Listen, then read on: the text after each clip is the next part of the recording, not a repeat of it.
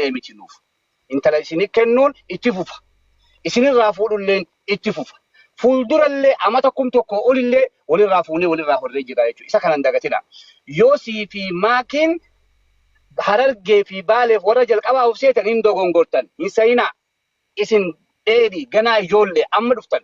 Akaakuu abaabuu keenya isin dura wal fuudhee. Ijoolleen amma gabbaatee maakiin Baalee nu jalaa heerumtu jechuun quban qabdu Baalee takkaan dhageenye isaan. Baalee haadha isaaniiti, Baalee abbaa isaaniiti, abbeera isaaniiti, adeerran isaaniiti jechuudha. So kanaafuu wanni kun waan arra isiniin jalqabee miti kana fudhadhaadhaa kabajaa akka akaakuu abaabuun keessan qabaachaa ture san nu bira qabaachuu gamalachuttuu jechuudha. Maakiin akkuma intala Baalee heerumtee warra Baaleetiif kabaja qabdutti warra irraa dhalatteef kabaja barbaachisu laachuufi qabdi jechuudha. Baalegee ilaaltee warra sanitti mufattee duudatti galtee ganda heerumte faarsee yoo ganda kana dhaabde hinaaffaan kun itti fufaa arrabni kun itti fufaa jechuudha. So asumaan dhaabsinan dhaammadhu maakii teenyaan waan silaa sirraa eegamu hunda waan hinaaftuu fi maraattuun ta'e ilaaltu hunda guutiif uuma dandeessu haguma dandeessu deemi jechuu barbaadeeti. Yoo na dhageesse ati leenci naa himte silaa na dhageessa leenca kiyya soddaa gaarii akka reefu jettetti sii dabala. Ana akka sii dabalu intala afran qalloo feetu ta'ituu feetu ta'uun bannaa feetu Harargee tanarraa ta barbaadde isinumaan jettu beeka.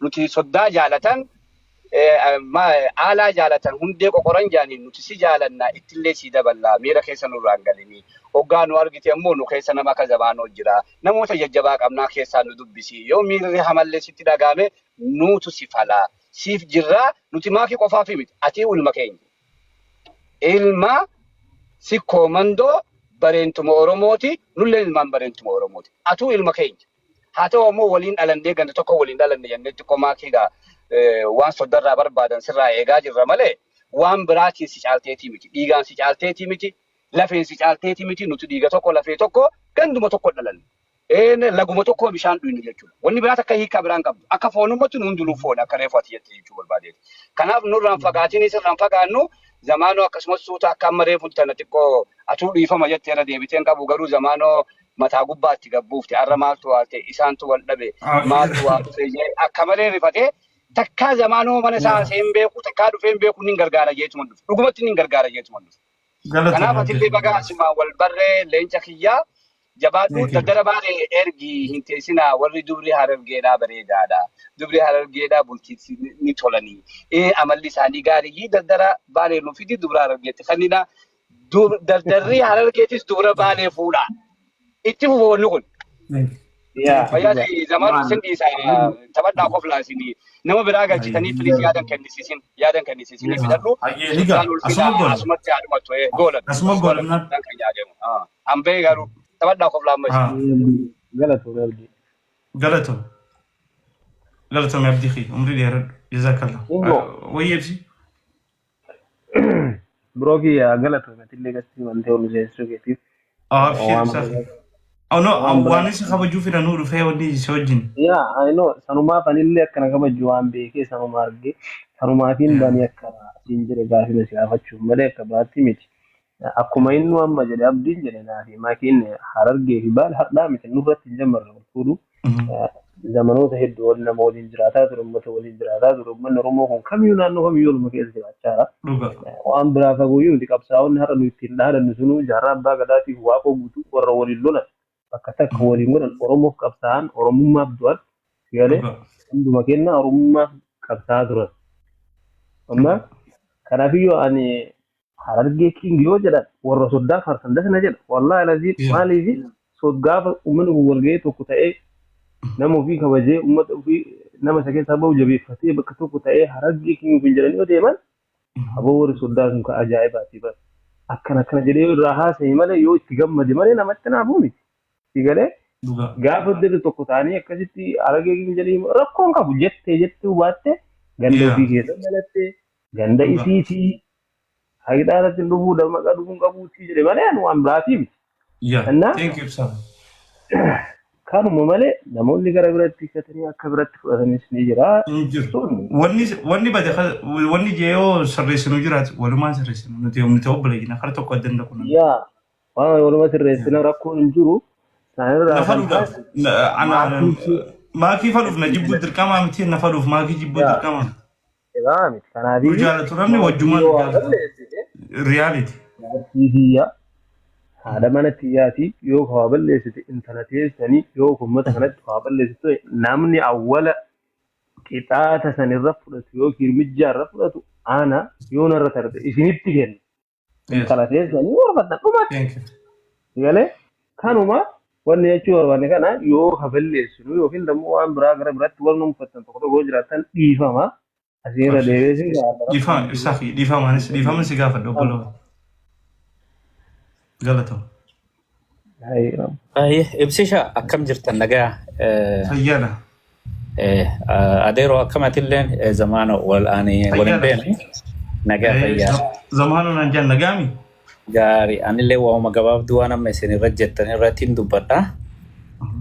Immoon dheeressu tokkoffaa maakiin nama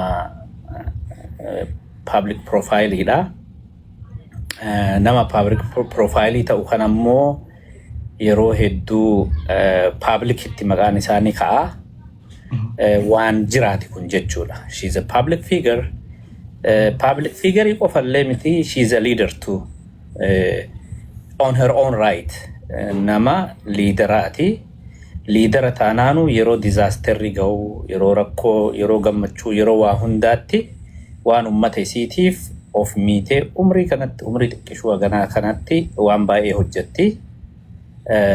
Kana hunduu ragaa baana waan ijaan argu jirru jechuudha. Kabiraa maakiin ammallee ta Oromoo hundaati.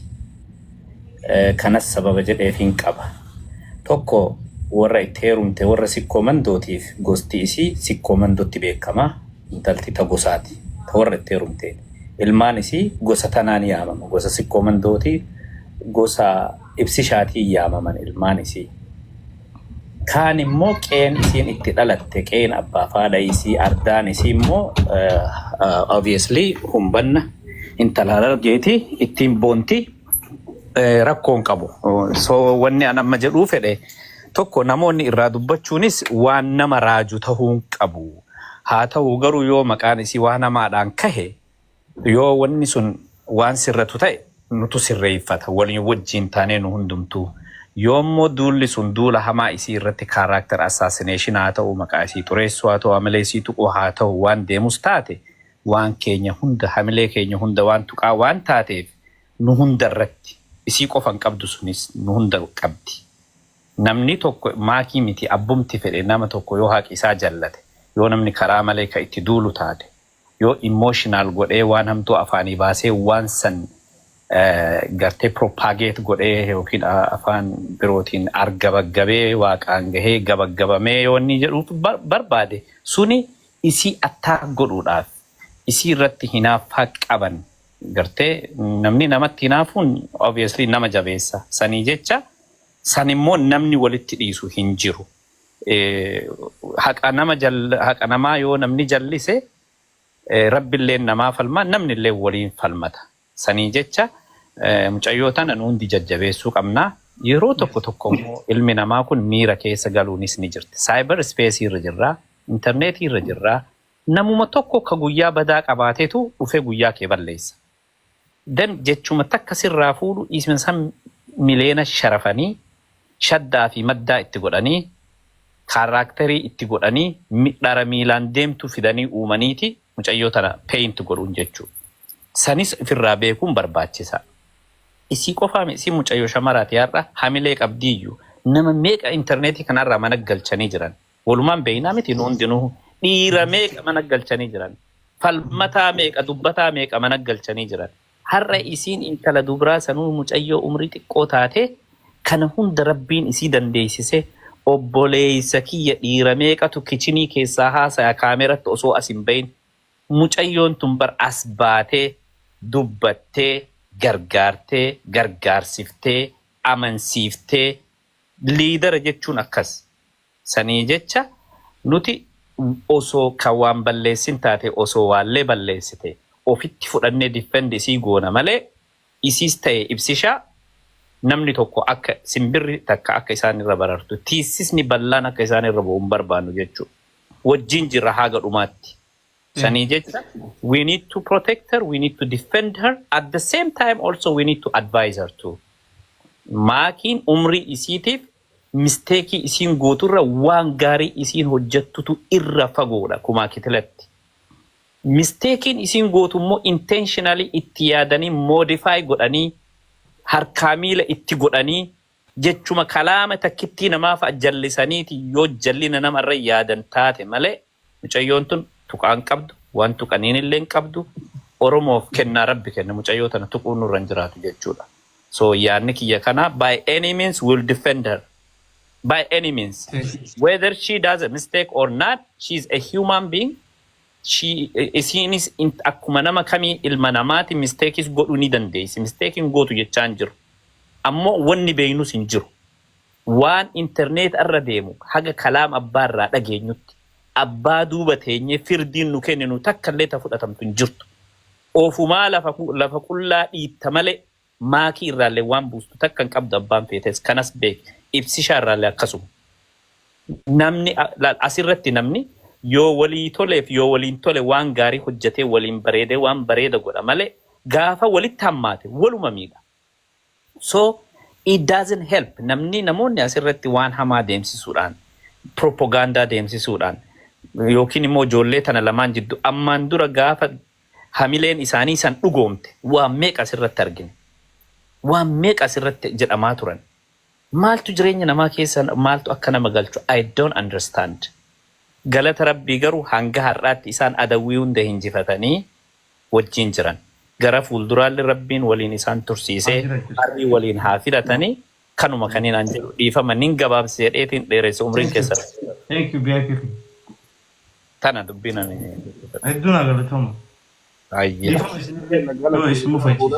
Nagaan nutu turshi. Hayyee. Tol.